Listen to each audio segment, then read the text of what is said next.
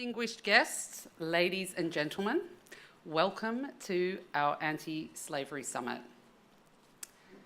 It is 2017, and today we have more slaves in the world than at any time in history. 2/3 of those slaves are in Asia, so we sit here really in the front line. We need an all-hands-on-deck approach to tackle modern-day slavery. There's some 46 million people generating profits of $150 billion. They need our help. Thomson Reuters wants to be a catalyst for change. It's great that we have managed today to bring together business, bankers, lawyers, corporates, and our NGO partners to really try to tackle modern-day slavery. Last week in Perth, the Bali Process Government and Business Forum took place. It was seen as a very unique forum and a first to have business work in tandem with 45 different countries and governments across the Indo-Pacific region. The aim was to implement a set of common laws and business commitments. Andrew Forrest, who actually spoke here 2 years ago at our Trust Forum Asia, said of the Perth Forum, "You can make your mark in history by contributing your piece of the puzzle to the eradication of modern-day slavery." And I believe that we all can too. Today, we're trying to cover many pieces of those puzzles. We've got 4 key themes, and we aim to put a spotlight on best practice. We want to share case studies. We want to share some ideas and innovations around how we can tackle this terrible, terrible issue.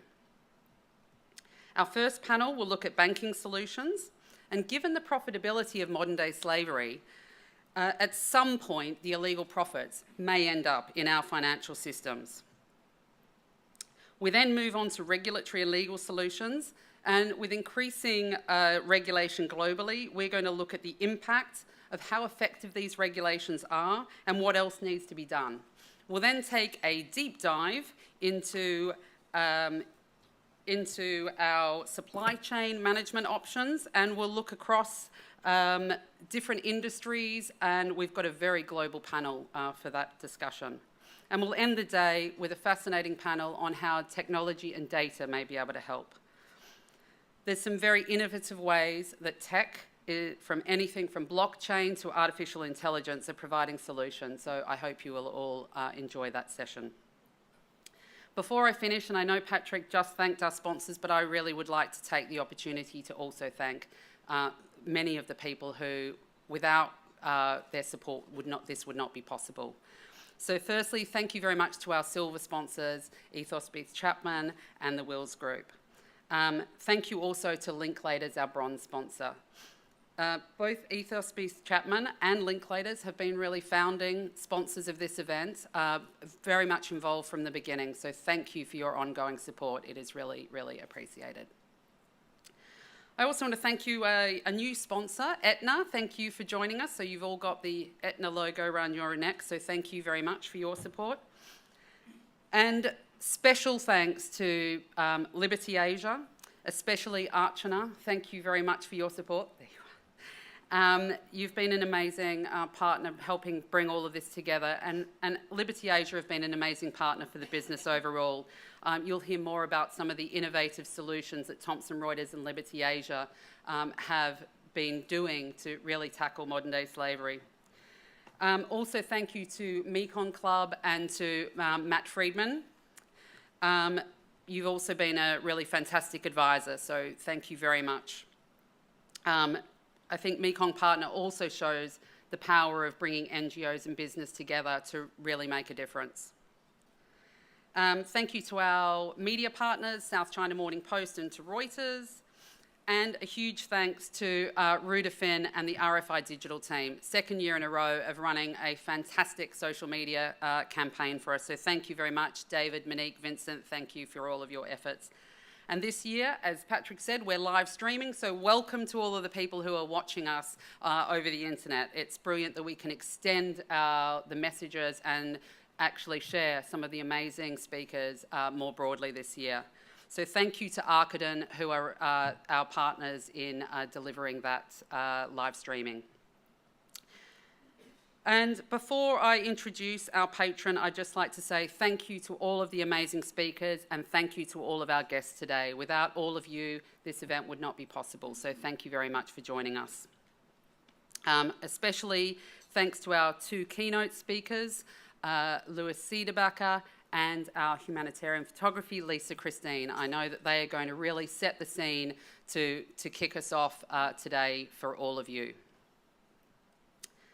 And now to introduce our patron, the Honourable Mrs. Anson Chan. We are so privileged to have Mrs. Chan join us again as our patron for this event. We're always thrilled to listen to Anson, and she is always an absolute inspiration. She needs little introduction, but just allow me to share a little of her impressive career and achievements.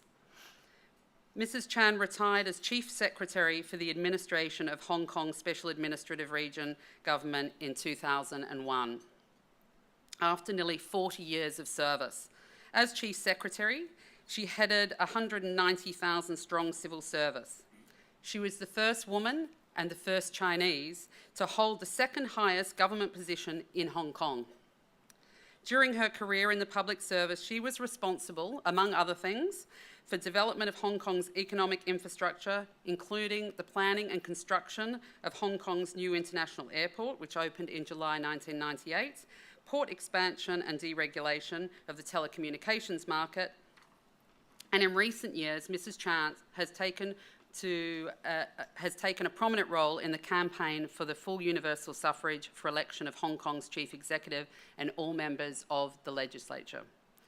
Mrs. Chan is well known for her stand on transparent and accountable government, on democracy, and on safeguarding the rights and freedoms enshrined in the one country, two systems concept that applies to Hong Kong. She has many, many accolades from across the world, and we are extremely honoured to have her address us today. So please join me in welcoming Mrs. Chan to the stage.